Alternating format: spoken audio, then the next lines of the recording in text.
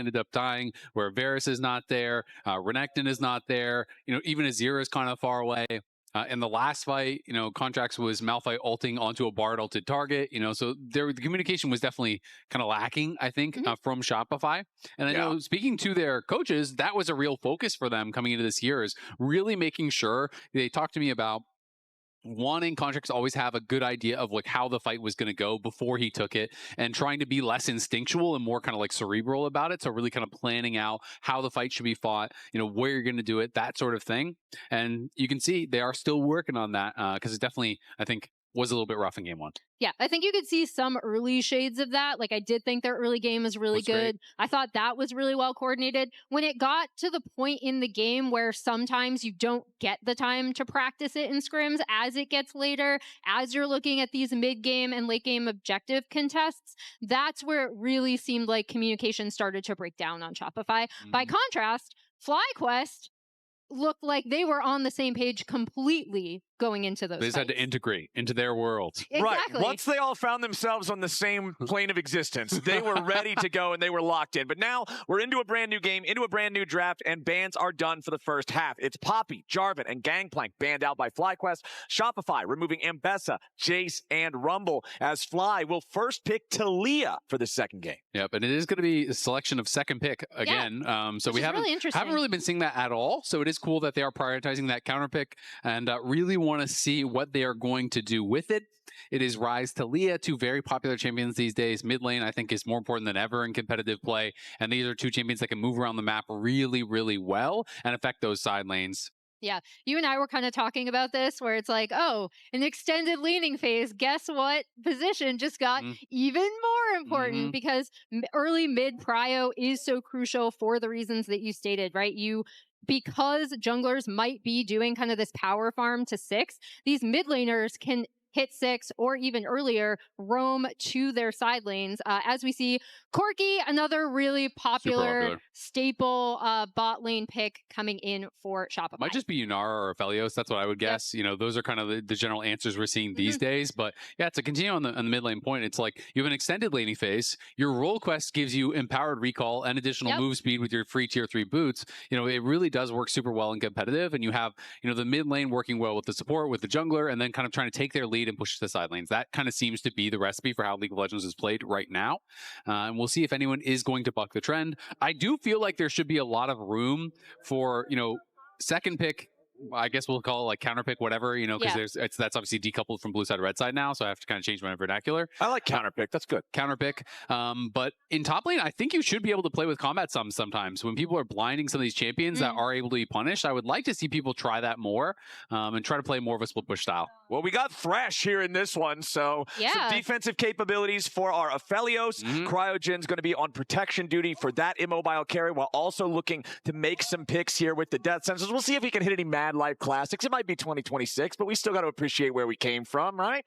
As the Xin Zhao locked in for Contracts here on Shopify, and I feel like we got a tale of two Contracts last time, because in that first game, he had an amazing start, but then the coordination with the team as things went on, not where they would have liked to see it. So I want to see Contracts have that first 15 minutes performance the whole game through here in the second one. Yeah, and I'm especially looking for coordination with Seos and whatever he decides to lock in. And then also with Zinni, right? Because Zinni, they did so heavily prioritize getting his Azir ahead into a good spot. And then we're really unable to take advantage of that, even when they were doing a good job sending him to side lanes to collect gold. Yeah, absolutely. And this is actually the first Thresh in NA since 2022 spring when Ayla was playing it. If you remember when he was subbing for Core JJ, and he was just spamming Thresh, and that was kind of that era where Core was really hyping him up and saying, he's the second best support, only worse than me, right? And he was playing the Thresh. So cool to see the return of that. Thresh Aphelios becoming popular once again. Anytime Aphelios is there a lot, you start to think about Thresh a little bit. That was such a classic pairing, especially when he was first introduced. Yeah, and we even saw it peeking out a little bit already at Worlds before this kind of extended laning phase kind of came in with all of the early season changes, checking in. Wrong league. I'm sorry, they're not playing today. FlyQuest also taking out the Nami and Gwen on their side. where Shopify kind of prioritizing taking some of these other jungle picks out of Griffin's hands. Yeah, especially just really good pairings with Taliyah, right? You know, it's point and click CC. They're banning away. They've already taken the Xin. Now you're taking out the Vi as well as the Pantheon. Both easy setups for that seismic shove. That's generally what you think about. You can also, generally look toward things like Jarvan, but that's banned out. You know, we've seen Wukong banned out. So a lot of these common pairings are already gone. So it'll be interesting to see where Griffin goes. He's a very flexible player. This guy plays all kinds of stuff. You know, he was giving an interview talking about how he's like the only jungler who can play Riven jungle because these other junglers haven't played enough Riven, and he plays all kinds of stuff. He likes Volibear, and he likes Skarner, and he likes all kinds of different styles of champions. So it'll be cool to see where he goes.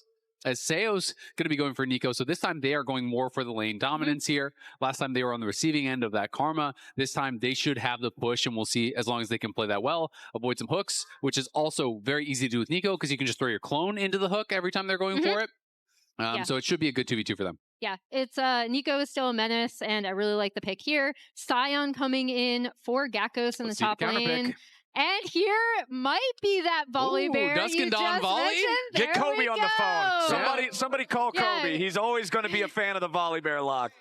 I mean, also has point and click CC, right? Yep. You know, it is really strong right now. It is a lot more magic damage, especially if he is going for the Dusk and Dawn style that people kind of are expecting. Mostly people are going for that more AP style, but it's point and click CC for the seismic shove. It is a really strong duelist, and it's someone that, especially if you are going more for those solo queue style builds, you can kind of just duel against people later on. He becomes really strong even in 1v1s, can take down soul laners, great on dives, obviously can turn off those towers. It is a really powerful pick right now, even though it's not as popular and competitive as it is in solo queue. It can be an absolute menace.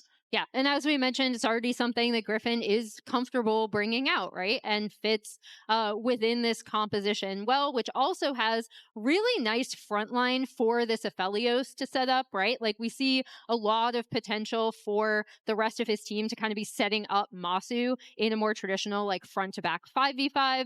Meanwhile, we have Fudge locking in the Gnar. This is the first competitive Volibear jungle that I can see this season so far. Oh, nice. I've only seen it, I'm only seeing games in top, so it's popular in solo queue, definitely. Expecting the Dusk and Dawn rush. Yeah, absolutely. But gonna be excited to see how he actually gets it done. Yeah, we'll keep an eye on it as the game goes on. The Sion being locked in there for Gakkos also makes the Gwen ban in phase 2 make a lot of sense. Generally, if you want to play a big meatball tank, banning away something like Gwen is always a good choice. But Fudge with the Gnar counterpick on that. Again, this goes back to what we were talking about at the start of the draft. Choosing to have the counterpick side of the draft means I better not see something lame that you could have picked as your first pick as pick number 5. They picked the Gnar into the Sion, so now it's up to Fudge to guarantee that choice in the draft, that strategic decision has value. Yeah, it'll be exciting to see if it actually does work out. Gnar, I feel like you have to really be so good at this champion to create big advantages, really utilizing the passive and the transform to get your health back and just trading aggressively under tower, really punishing for every single CS. Because if you just kind of farm even against the Sion for a while, he's going to build some armor, and then nothing you do matters. And that's kind of just true of every Sion matchup. But yeah, we'll see if Griffin is going to go for the full kind of like solo queue style build, which would be Dusk of Dawn. People really like Navori, sometimes even as early as second, because once you have Dusk and Dawn plus Navori, you just straight up kind of beat everyone 1v1. Like the cooldown reduction on that is ridiculous. You're just spamming out W nonstop. Your E cooldowns and stuff are so low, so it is super, super powerful. Yeah, and I'm super curious to see how this bot lane ends up going, especially with this Thresh pick and with Cryogen and Masu looking really well coordinated with each other in that first game. Okay, Seos and B-Voy losing a little bit of HP here. Cryogen and Masu want to play this so aggressively, but as the minions are just now really colliding for the first time here in the lanes, we are waiting for Kangas, who's standing by for an interview with Griffin's brother. Hold on 1 second. That interview's coming up right after first blood, because FlyQuest gets paid. Masu's got the first kill. Kangas, what does Griffin's brother have to say about that? Well, I'm here with Jordan, Griffin's brother. It sounded like Game 2 is going well for FlyQuest, and you flew all the way out to cheer him on. So tell me about what this experience has been like at the Riot Games Arena watching Griffin play. It's been amazing, man. Seeing Johnson play on stage has been such a pleasure. Yesterday, we were at the FlyQuest facilities. They were very welcoming. Watching him play and communicate with the team, it's been really, really fun. Now, I know that you're an older brother, 10 plus years on Griffin, and you started playing League together, correct? Well, so I started playing League Season 1, and I went off to college, left him my laptop, and he started playing ranked. I came back, and I think I was 22, he was 11, and we started playing ranked together. We were climbing, you know, I hit gold, he hits gold. He hits plat, I hit plat. At some point, I could not catch up. He just went diamond and masters, and I stopped there, but it's been a pleasure watching him climb. Well, I know it means the world to him to have you here, but I know there's a lot of people back home cheering him on. Any shout-outs for them? Yeah, shout out to Chicago, man. Everyone watching, supporting Johnson, supporting Griffin. Thank you guys all for watching. FlyQuest 2-0. That's it from us. Back to the casters. Some confidence there. The 2-0 getting called as Fudge wants to go for the wall up there. On to Gakkos, but misses the CC. Back in the bottom lane, it's Griffin showing up for only a moment here, but Bvoy and Seos are safe for now. That wallop was actually so close to hitting, it looked like it just almost tagged him. And if it had, that would have been close to a kill, because you're going to cancel the Q, you're going to get the auto after it, and maybe be able to go for a flash follow and a finish there. So big deal that it did not hit. But Masu and Cryogen, back-to-back games, crushing it in the 2v2. I thought this was going to be super favored towards Shopify based on the matchup. When you pick Nico, you're playing for the lane dominance, and it did not go that way. Yeah, and I really loved seeing that early aggression out of them, right? With this Aphelios Thresh, recognizing the windows they have to capitalize on any sort of hooks and pullbacks. I mean, we expected kind of Bvoy and Seos as the bot lane coming in to be a little bit more of the stable one. They've played together for a while. This is their second year together. But Masu and Cryogen are looking really in step.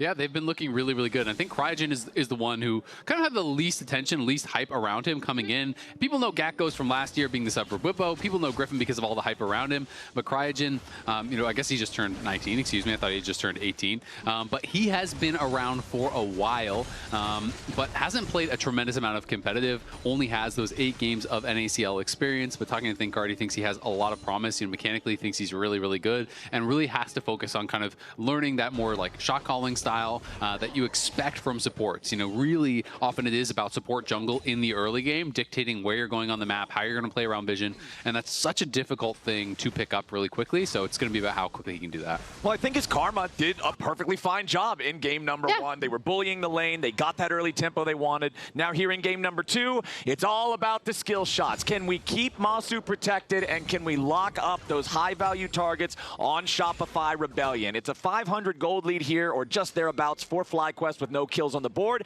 As Zinni is moving into the bottom side river, keep your eyes on the Realm Warp. Fudge down to 300 HP here on the top side, trying to trade aggressively like you were talking about earlier, Isaac, using the tower shots with the bonus health from Mega Gnar, trying to keep the pressure on. Yep, you got to do that. You got to keep that pressure rolling here. And Gakkos is going to go back to base, so Fudge is going to be able to crash this wave. We'll see if Gakkos even uses the ult to get back to wave, or if he's just going to accept that he'll lose a couple minions here. Attempted death sentence from Cryogen, but no target. Griffin hanging around once more, but he's only going to find a ward to clear out, and it does seem that we'll get the Scion ulti back to the lane there from Gakkos, not planning on needing that one to join any sort of a fight here soon. About halfway through the teleport timer for him, as well as Griffin is going to be in some danger. Immediately jumped on by Shopify Rebellion, but they don't have the burst. Seismic shove back the other way as Contracts is low. Griffin flashes away. Bvoy over the wall here with the Valk as Zinni is down to 40% HP. FlyQuest looking for more. They want the enemy ride, but they can't quite find him. Masu tags Bvoy with the Gravitum, and they lock up the Corki. Flash over the wall, keeps him alive. Seos in some danger. Flayed right back into the unraveled earth, and Quad picks up another one. FlyQuest have a 3-1 game. Nicely done there by FlyQuest. Shopify really committed to trying to burst down Griffin, but the E came down. He got that shield before they could actually get the kill off. Contracts and Seos both flashed on him to try to one-shot him there, but they couldn't get the kill. It meant they had to commit so much more to killing off this Volibear, and while you're chasing after this no HP Volibear in the back of the pit, you are getting roasted by the rest of the team. Yeah, I mean, that gave Taliyah kind of a perfect window to get in here and do damage. As you see those flashes going down, Quad is just going to lay down this wall, hit the knockback right there, which really just sets up the rest of this fight. I also really liked Cryogen in this fight, really trying to set things up on the Thresh. And yeah, I mean, the There we go. The play onto the Unraveled Earth is really good. And knockback is really good from the Talia Thresh combo. But definitely have to make sure that he is on the same page with Quad with, who's doing what in what order, right? Because, the first seismic shove pushed the hook out of the way. The Flay can do the same thing. But really nice combo. Great skirmishing early on here. And Gakkos definitely taking a bit of a beating. Fudge is going to continue trying to trade aggressively here. And this is what you want to do. You want to be in their face nonstop. Every time you're transforming into Mega, you're getting health back. He has the fleet. Okay, Griffin's in trouble again, though. Has to use the ulti defensively over the wall as Shopify invade for the second spawn of the red buff here in the FlyQuest jungle. Contracts is going to get away with claiming that one, as now Griffin missing the ulti. Significantly less threat for his plays. Yeah, and this should be able to set up Dragon for Shopify. I was wondering, okay, when we see these mid laners roam, right, Quad joining that river fight previously, Zinni using the Realm Warp to get onto Griffin, keep him down, and then be able to rotate up for Shopify to take this first Drake. So I like that we're already seeing the mid laners using both of their semi-globals to join up with the rest of their team. Yeah, I really like it. And I also just like the fact that Contracts is playing around a better buy. The Sheen has been purchased now for Griffin. But one of the awkward things about Dusk and Dawn is the build path is a little bit weird. So, you're sitting on a Kindle Gem when they have Tunneler on the other side, or a Kindle Gem and a Dagger. It's just not that same amount of power that you are going to be having over on the side of Xin Zhao. So Contracts, knowing he has that better buy, using that mid lane movement from Zinni and just kind of getting in the face of the opponents here. But once that item's complete, man, you are feeling pretty strong. Dusk and Dawn is definitely one of the winners, it feels like, from all of the new season changes. As Void Grubs are claimed, all three, here for the side of FlyQuest. You can see Griffin activating the Scryer plant next to the Wraith camp there. The chicken camp. I still sometimes call it the Wraith camp from all those years ago. I still call it I accept both. Because, bird camp covers all birds. Are Wraiths birds? I don't know. They're bird-like. I thought they were like ghosts. Yeah, isn't a Wraith a I don't think a ghost is a bird. They could be bird ghosts. Oh, yeah. What if it's the ghosts of all the birds that got killed in the camp before? That's kind of grim. Especially I since just it's always backwards. call them, when I do jungle pathing spreadsheets, I just call them birds. I mean, to be fair, that fits in the little, what do you call them, columns or boxes or nodes or whatever on a spreadsheet better than chickens does, right? Yeah. You're the expert on this. There you go. I only asked one syllable, too. Birds. Yeah, there you go. All right. Well, we've also only got one kill on the side of Shopify Rebellion. It's been a pretty quiet early game from them, and FlyQuest are enjoying more than a 1,000 gold lead because of it. The single Drake claims so far. He saw the E in the early smote and lost it. Unlucky. Oh, well. We'll look the other way. We didn't see it. Quad knows he's behind him, though. That's dangerous stuff. Yeah, Quad throwing out the Unraveled Earth there prevents Contracts from being able to charge audaciously towards the FlyQuest mid laner, and Quad is just fine. Does pop his ghost there, though. Yep, is going to have to use that ghost. Has the phase rush as well, so obviously a lot of movement speed here when that does get going. And as much as every time we pan up to top lane, Fudge, it feels like is just smacking Gakkos around. It is 101 CS to 101 CS, and now your selection of counter pick here instead of first pick starts to feel like, all right, what did we really get done? All right, Griffin's coming in, immediately stuns up Zinni. There is your seismic shove into the Unravel. Whoa! It's a textbook play in the mid lane, and bottom side, the 2v2 is a dub for FlyQuest as well. 5-1 game now as Shopify falls flat in two separate lanes at the same time. And Cryogen threads the needle there with a death sentence. Masu is going to need a little bit more damage to finish off the kill, and the single auto attack will do it. FlyQuest styling on him in the 2v2. This FlyQuest bot lane is so fun to watch. Really making the most of this Aphelios Thresh. They just seem so well coordinated and are taking every opportunity to try to make B-Boy and Seos' life absolutely miserable. I mean, that was just so well done. They get the initial kill. We missed most of that, but then the sniper Q threads through onto B-Boy to be able to allow him to get the Gravitum root. So he roots him up, sets up for that hook that Cryogen then nails. They get another kill. That is beautiful stuff. Lane dominance coming through back-to-back games from the FlyQuest bot lane. Last time they had to come back. This time they are just slamming them. So both of them, again, same thing, setting it up. I guess he had no clone, or maybe you can't use the clone while you're rooted. That's something I'm not actually sure about. I don't know how that interaction works, but I'm assuming he just didn't have it. Masu just back-to-back sniper Qs, setting up Gravitum roots and perfect hooks there to follow from Cryogen. And then he realizes the minions are still tanking. I can just walk through with the ghost. Tower shot not enough to knock him down. Good shit, Masu. We're fine. I agree. That's probably about how I would summarize Bro it is as too, well. too locked in. True. Masu didn't even, it's like, I know. That's clean comms right there. All right, 3 words is all you need. I feel like that's such an ADC thing, though, Brother, there's minions to kill. I can't be talking. When we panned More click, less talk. When we panned to Sajid yesterday, and they were like, Lions was hyping him up. Sajid's just like stony-faced, farming.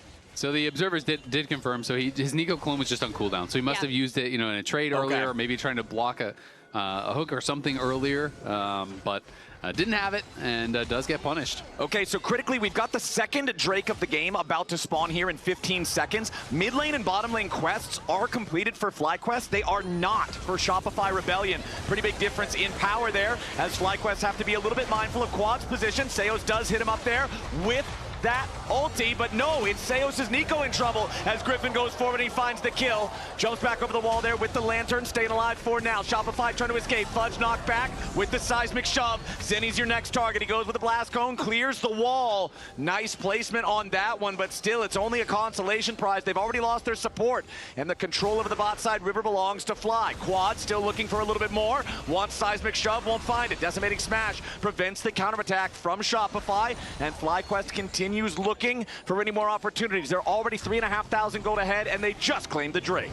I love this aggression coming out of FlyQuest, right? Because on the back half of that, where they're still trying to chase after Zinni in this mid lane, they're also getting the Drake at the same time. Really great use of all this bot side pressure they've been able to establish previously. And as soon as they see the ability to go in, Seos has to use this defensively. The rest of his team is not there yet, so he dies immediately on the back half of this fight. Yep, pops the clone, does try to get out, but Griffin guesses right and bites him in half. Had the Dusk and Dawn for this fight.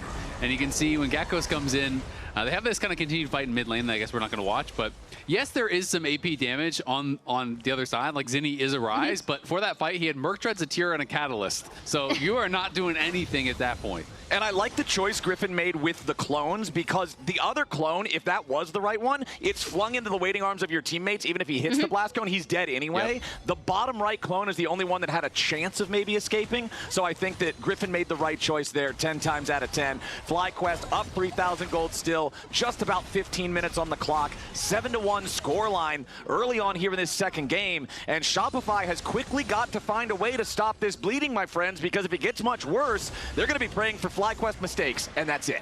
Yeah, and what a different tale of the mid lane in this game, right? Because Quad, we talked about him getting involved early with his team, with that Talia wall, as they're going to look to get on Fudge.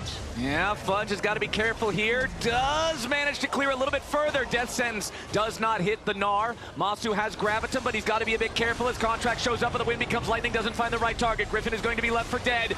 Palm Blossom from Seos hits Cryogen, but there's no additional damage. Griffin the only casualty so far. The minion wave has crashed into the Tier 1 turret. FlyQuest wants to try to get away. Masu surely knows he's dead here, but a beautiful Death Sentence means he doesn't die alone.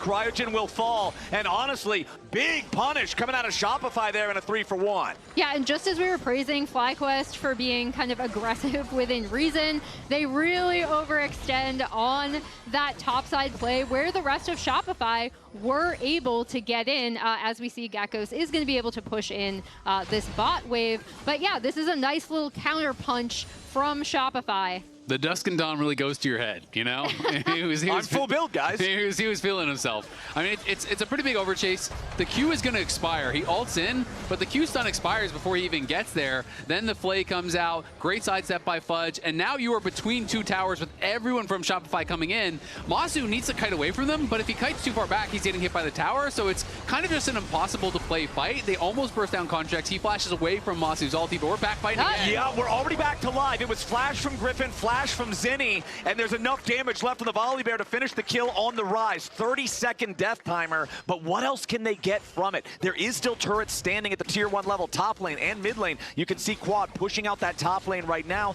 No neutrals to fight over, but a little bit of plate money on your already fed Talia could help FlyQuest to accelerate this lead even more. And we're talking about all the move speed from Masu last game. He's got a lot this game too. Stormrazor Rush, he's playing Fleet, and he went Swifties, right? So he has a tremendous amount of move speed, especially on those procs for the fleet as well as that Storm Razor, which is going to make it a lot more difficult to stick to him. It's super valuable against champions like the Xin, like the Gnar, who, you know, are going to have trouble actually getting through the Thresh, right? You're trying to get in onto this guy through Box, through Flay, through Lantern, and that is going to make things really, really tough.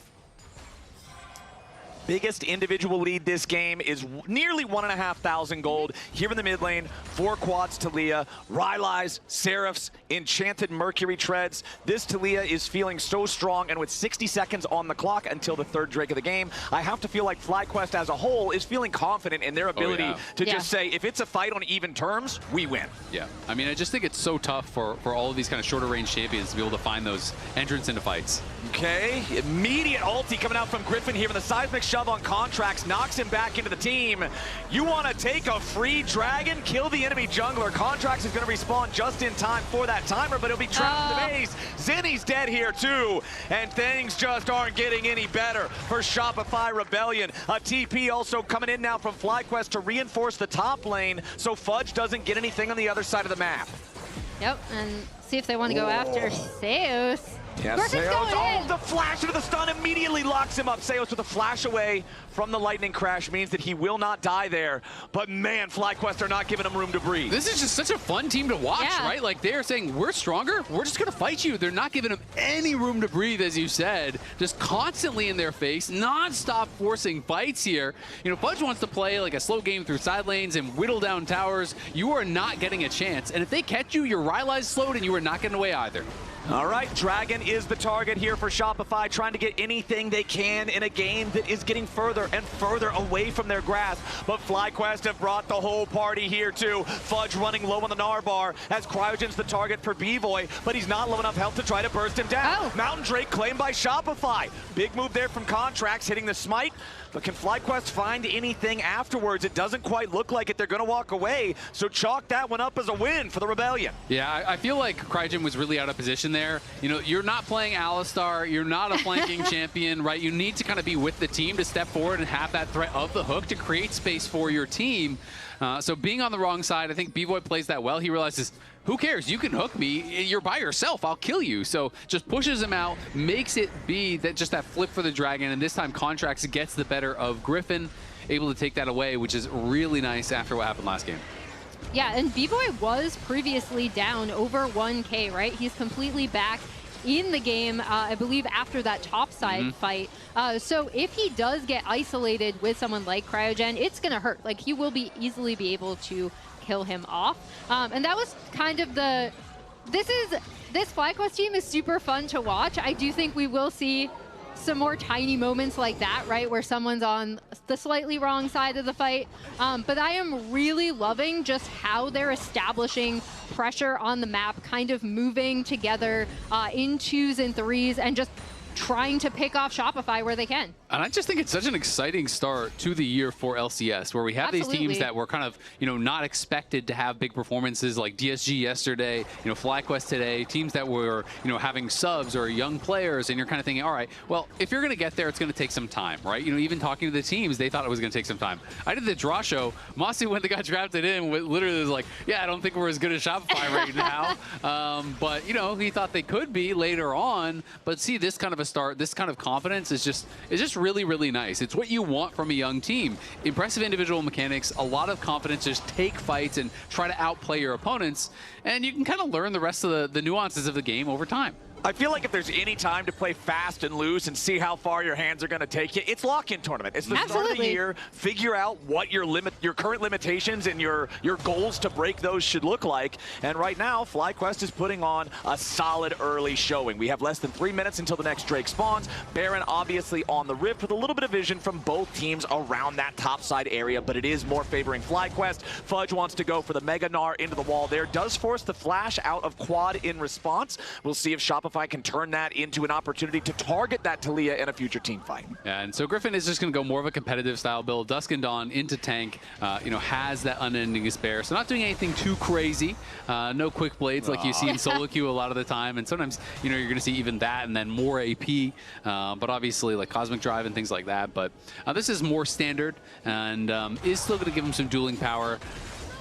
Okay, quad again, going to be targeted by Fudge, who flashes away from the seismic shove, wants to guarantee the kill on the FlyQuest mid laner here, nearly gets it, but close isn't good enough. Quad survives 100 HP. Phase Rush, Ghost, Rylai's. It is a big move speed difference. He just kind of popped Ghost and ran right past him, even without being able to hit that seismic shove. So Fudge forces a flash, but then loses his flash on the next play.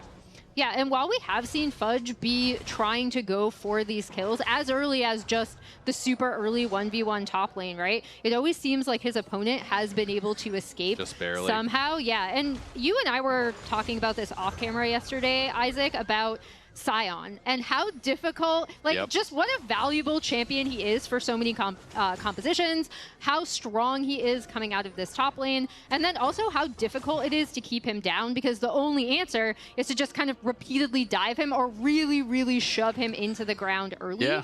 Which is so hard to do because you have a champion, a tank that has 3 AoE abilities and an ult that does AoE damage and can get back to you lane faster, and a passive that also lets you get experience and clear up the wave even if you die. So Fudge now maybe gonna get chased down. Yeah, the decimating smash knocks him up into the air, even though Griffin got knocked away there by the Mega Gnar ulti. The Volley Bear is right back in business with a point and click stun. Decimating smash on top of it makes it all too easy to land every other skill shot. Griffin's gonna take his 3rd kill of the game. Yeah, it always just feels like in Sion matchups, you get to a point you're like, all right, you have 5 CS lead.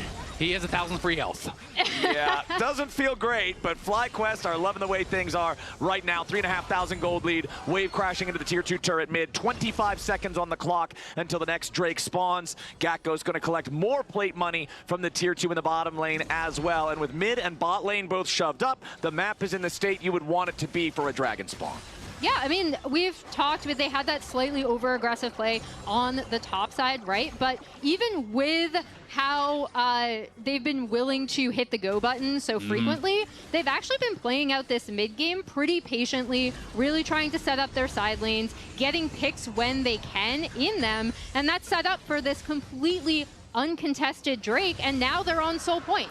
Yeah, and I'm just really concerned for Shopify, because even though Ryze does scale well, can be really powerful, you know, later on into the game, you're so short range and there's so much CC over on the other team that it is really hard to think about a fight where he can actually get into the back line, be hitting these carries without just getting like flayed into Unraveled Earth and stunned, and then Volley Bear stun, and then Sion stun, and then, you know, like all of this CC is really, really tough. So it feels like you are depending now on Seos and Fudge. Like you need flanking engages, you need that big Pop Blossom on the back line, you need the multi-man Mega Gnar to kind of create that chaos in that space where Zinni and B-Boy and Contracts can thrive, because otherwise, like, you try to walk at them, there's just no chance it's ever going to work, and you're looking at luxury items coming through, things like the Mikhails to try to keep them safe, the Lantern, all those kind of extra tools are there that are going to make it so tough to knock down someone like Masu, who's on this super high DPS build. LDR is completed, already had his IE second. So it's going to be really, really tough for Shopify. It requires them to have deep vision, great teleports, I think, to really have a chance. All right, well, in terms of teleports, they do have it available for Fudge. Over on the other side, you can see also available for Gakko. Since both mid laners are running Ghost this game with no Summoner Spellbook, it means that's really the only big macro summoners we're looking at this game. And both the Gnar and the Sion are now set up in the bottom lane. Still 3.5 minutes until the next Drake spawns, means that nobody else really needs to hang out around here. FlyQuest do have control over the topside river and the Baron Pit here at the same time. There is that one ward from Shopify that's immediately seen now by the control ward from FlyQuest, so that's going to get cleared out too. And now the pressure also starts to mount for Shopify Rebellion. Could they be sneaking Baron? We've got to make sure that we've got vision on this. Don't let them get away with it, as it feels like the map and their influence of it continues to shrink. Yeah, and it makes it super dangerous for Shopify to kind of go in, as you see Cryogen still tracking Seos, fighting over vision in this Baron Pit, with how pick heavy and just how much this FlyQuest composition can lock you down. It just makes it even scarier for Shopify to kind of go in and check these darker parts of the map. And they're just going to be hitting the Baron. Seos is going to get eyes on it, so they're aware of it. But the question is, can they do anything? Fudge is moving up. We'll see how quickly he can get there. Yeah, FlyQuest wants to just get some kind of resources out of Shopify, some kind of movement. Contracts just loses a massive chunk of HP there, about a quarter of his health. The single auto attack from Masu. Griffin's doing a lot of damage here to the Baron. Cryogen finds a death sentence onto Zinni. Chunks him down, but Cryogen's also low now. Gat goes in the middle of everybody. Griffin coming around from the side and locks up Zinni again. Seos on the approach, but here comes the Weaver's Wall. Quad has arrived into the fight as Shopify scatter and try to escape. Lock up onto only the clone there, and everyone from Shopify gets out. Zinni and Fudge, both Shopify Rebellion solo laners, very low on HP. But look at the flashes. 4 missing flashes from Shopify, so they had to spend so many of those tools, and 4 are still available on the other side. They're just going to go right back to the Baron, give them no time at all. And this is something I was talking about earlier with the lack of teleports in this game. It's much harder for Zinni to get in here. He has Realm Warp to try to close the distance if he can. Seo's still on the flank. Fudge and B-Boy looking for the opportunity, but Fudge has no Gnar bar. He has to fight as many Gnar if they want to go in. Contracts being chased back away by Griffin as the Baron will partially reset. Griffin's over the wall, nearly kills Contracts, instantly goes on a killing spree, right back over to grab his Eve off. And Griffin is beast mode on the volley bear. A double kill as he knocks down B-Boy. The bear is there and he just don't care. Griffin will finally fall, but it's a good death. Oh my God, Griffin just straight up like 1v2'd them there, man. They pull off the Baron, he just goes for the fight, knocks down Contracts, and then takes even more. The team won't stop. They are not done yet. A rampage for Quad as Seos cannot escape the fallout of the fight. Zinni continues pushing up the mid lane here, but he's greeted by Masu, who does have purple gun. Nobody else around on the FlyQuest side means Zinni is just fine.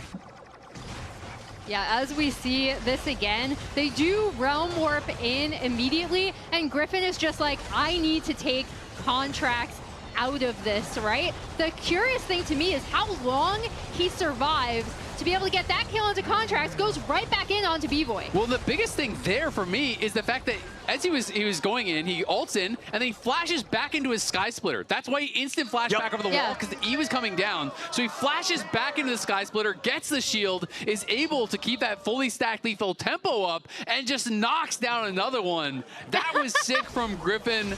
And that is the power of the Dusk and Dawn. This item is ridiculously powerful in the right hands, and that is clone after clone. Good catch there from Cryogen, finds Seos, and that is the real Nico. Trying to get away, not gonna happen. Quad is unstoppable, and that Sky Splitter that you're talking about, Azale, that is the difference between getting the second kill and not. It was such a small amount of HP, Sky Splitter more than accounts for that. As now with the enemy support dead, one of those huge, big engage mechanisms, there's no way for Shopify to approach the Baron, and that's Baron going the way of FlyQuest, as Shopify are gonna try to take the consolation prize of the Drake. This will set them to Soul Point, but now they've got to weather the Baron storm for the next 3 minutes. And I just love how we're doing it. After that duel that he had, he's like, you know what? I will build Navori. Will he even get to it before they close out this game? He is looking fearsome, though. What a great debut so far for Griffin. Had a slower start in game 1, but ended up being huge for them throughout the later stages. And in this second game, he has been massive. You know, Zinni is trying to split push, trying to get something going, but I just feel like they don't care at all. Yeah, we've got everybody from FlyQuest minus Gatgos pushing up this mid lane. That inhibitor gets claimed. Gatgos is over in mid, getting the second lane primed and ready to go for the push to rotate over right after. Fudge is going to try to stop this one as FlyQuest decide they are not going to continue full pressing on this. They're going to reset. They're going to purchase, spend some of that money. Still deathless on Quad's Talia here in the mid lane. Deathless on Gatgos' Scion up there in the top side. This FlyQuest team is so fun. I know we've said this so many times, but like it is amazing to just watch a team that just believes in their own mechanics so much. The shocking thing for me is I just didn't think they'd be this well coordinated. Yeah. Especially with how day one. Yeah, with how they've actually like played out the map. Like team fights, yes, but just how they've played out their lead has been so impressive for a team that's been together for such a short amount of time. It really is. I feel like they're kind of just playing, you know, in this one way where they're feeling like, okay, we are stronger. We are going to force fights. That is what we are going to do. Quick plays are now done. So Griffin wants to fight anyone on the map. You pretty much don't lose 1v1s as long as you can hit. Actualizer is done for Zinni, so that is a pretty big spike if you can find that perfect combo with that item active.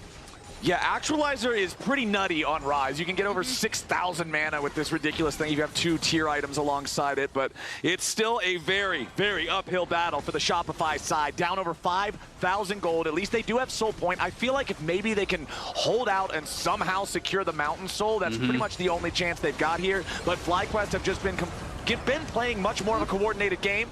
Masu staying safe there, pulled back to safety. Shopify Rebellion will defend the mid lane inhibitor, but not the turret that protects it. They did get the Mikhails there off of Cryogen, so they did force that out onto Masu, but Masu's just kind of healing right back up. The Actualizer right now, when popped, it's 33% more damage, as well as 30% off of his basic cooldowns. So if Rise can find the angle, there's always a chance with this item. Are they going to go? They want the angle right now. They're putting Seos on the flank to try to go in for the Pop Blossom, but FlyQuest sniffs it out as Seos has to try to run away from Griffin. Sky Splitter tags him for a little chunk of damage, but he does escape the CC. And that's Realm Warp. That's your chance of catching somebody off guard, and it just completely floundered. Yeah, it was kind of interesting because they clearly weren't confident to like fully send it in the middle of FlyQuest. They were kind of trying to do it almost as like a pseudo flank, but that's always going to be marked and found out by one of these strong FlyQuest members. So it just didn't feel like they were willing to fully commit to it, and if you're not, you don't have a chance. And Griffin will make sure that he auto attacks down this mid lane inhibitor. Nearly gets it, but it actually survives at 5 HP as Griffin has to defensively ult away to stay alive. Zinni does not get hooked by the death sentence. Wave crashing into the tier 3 turret in the bottom lane here at the same time, but that one's still got plenty of plates left. FlyQuest splitting attention between this mid lane inhibitor that only needs a quick tap to knock it over, and the bottom lane inhibitor turret where Masu's trying to keep the waves crashing in. Honestly, a little bit of a tragedy here for FlyQuest as that mid lane inhib stays standing, and Shopify will take everything they can get. Yeah, I mean, it could matter here in a minute because you talked about the potential win condition for Shopify is still probably getting Mountain Soul. You're praying that you get a Mountain Soul somehow, that you can stabilize the game, and meaning that they have that extra inhib up. But yeah, they still lost the top one, but at least it won't be those 2 inhibs down for when you're having to deal with that on the other side of the map. Okay, could be a catch here. Quad knocked up into the air by the 3,000 strike. Flash over the seismic shove from Contracts. A stasis from Quad to buy an extra moment, but he is shut down. That's 1,000 gold in the Xin Zhao's pocket. Wind becomes lightning, and Griffin is the next target. Fudge with the Mega Gnar into the wall, and now they're going to take Griffin out as well, but Zinni dies in trade. FlyQuest brings in the reinforcements, but Shopify still get a 2-for-1. Yeah, and Seos and Bevo are here. If they overchase, they can actually walk right into this Nico. We'll see. And there's Monsu. He's caught immediately. The burst is down, and there goes the 80 carry from FlyQuest. Massive mistakes at a massive moment, and with 20 seconds on the clock for the Mountain Soul, Shopify have found their hope. And they are going to be sprinting towards that Drake pit. In that initial fight, Zinni survives for so long when Griffin kind of makes the choice, okay, Quad, you're going to die anyway. I'm going to jump onto the Rise. He survives just long enough for the rest of Shopify. Here's where they think they get the catch onto Quad. I mean, I just think Quad was playing with fire here. Like, what was he doing? He saw them in his face, and he just kind of stayed around for so long, gives over that 1K, everyone gets pulled in. Griffin is an insanely powerful duelist at this point of the game, but only if you can hit. He's just getting chain CC'd as Fudge arrives, and then they just lost track of where Seos and B-Boy could be. They had no vision in the jungle, walked straight in. B-Boy and Seos delete Masu. That is their only carry. And this was all precipitated by this overextension from Quad. He's just way too far up. He's playing with fire, dies for free, and now Soul is on the other team, and you're in danger of potentially losing this game. The Think Card head scratch is the most appropriate emote for that sequence, I feel like, for a lot of FlyQuest fans, because it does just seem like a silly blunder compared to the coordination they've had for the rest of the game. But now it does give Shopify a fighting chance here in Game 2. They are still down 3,500 gold, but with the Mountain Soul in their possession, it pretty much makes up for that. So let's see who's going to have the better team fight here as FlyQuest again seek to control the topside river around the Baron Pit. Yeah, and that Drake, that contract secured earlier in the game, becoming absolutely crucial, allowing Shopify to catch, really make the most out of that mistake from Quad on the top side. Now they're right back into this. Oh, Gekko's we'll see what Fire doing. Okay, there it is. Gekko's coming around from the side, wants to look at only a clone. Not really anything valuable there for FlyQuest to claim. They will at least secure the Scuttle Crab. as their reward, but Shopify disengaged there very cleanly. Another clone going to be used for scouting purposes. Finds the control ward in the brush. Death sentence attempted there in case Shopify got a little bit too antsy with their vision clearing. And now Zinni, since we last checked in, has a full void staff. So he is really going to be starting to hurt the front line. Has the actualizer, obviously is on those 4 fully completed items.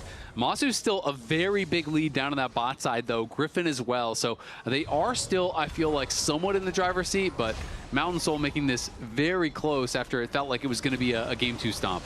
And based on what you said earlier, when we saw the mistake play, the throw up in the top lane from FlyQuest, Azael, if Griffin is not chain CC'd, this volley bear is a nightmare to try to kill. Navori fully completed. The cooldowns are virtually non-existent. But if they can lock him up, he's not super durable. As now, Shopify have begun the Baron. They've got it down to 1/3 HP. Are they going to try to burst this? Or are they going to risk a flip? Seo's coming around for the flank. Contracts in the middle of everybody, but where's the follow-up pop loss? Shopify got to be careful now as FlyQuest continue to defend. B-Boy firing off some rockets. Quad goes over the wall. The Weaver's wall trying to create some chaos. Fudge is locked up. The Meganar transforms just in time, but he should still die here. Another rock is thrown, and Fudge is gone. A kill for Masu as Zinni drops, and Shopify Rebellion are now caught on the wrong side of the map. It's Contracts, Seos, and B-Boy in a 3v5. They're going to need some kind of miracle here as they Masu's going mid towards the enemy turret. Masu's going to go mid because these death timers will be delayed. The rest of FlyQuest is confident in their ability to 4v3. There's still 40 seconds on both dead players for the Rebellion, and now the remaining 3 will try to re-engage onto Griffin. Plenty of damage here as B-Boy's first to die. Resurrection comes through on Contracts, and Seos is going to drop next. Contracts can't get away, and Masu's position in the enemy base sets FlyQuest up for the win. Masu will do plenty of work. Gakos is going to show up with the TP to help him. And FlyQuest, recognizing their chance, will stop any Shopify hope. And the new FlyQuest rebuild starts 2026 with a 2-0 win. What are you talking about rebuild? They're already online. They're already here. This team was so much fun to watch.